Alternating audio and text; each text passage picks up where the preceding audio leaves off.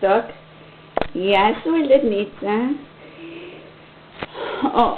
Το όνομα της γάτα είναι Μίλκι, γιατί είναι λευκή σαν milk, γάλα, Μίλκι. Και αυτή είναι η Σλίμη, και η Σλίμη έχει μια αδερφή που λένε Μπούλι, και Σλίμη είναι λεπτή, αλλά Μπούλι είναι παχύ, αλλά είναι αδερφή. Και Μίλκι είναι πολύ γλυκός, και ο θείος Κώστας του αρέσει ο Μίλκι πιο πολύ σε όλο τον κόσμο. Τώρα, περίμενε,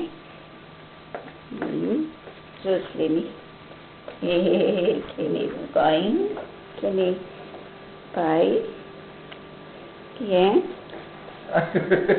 αυτό δεν είναι γάτος, αλλά αυτή είναι άλλη γάτα. Το όνομά της είναι Ρόζι και είναι πολύ γλυκιά και όλη μέρα θέλει να είναι στο σπίτι μας.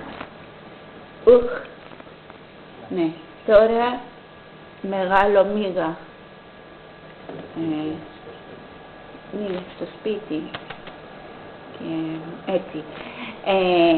Τα γάτα, οι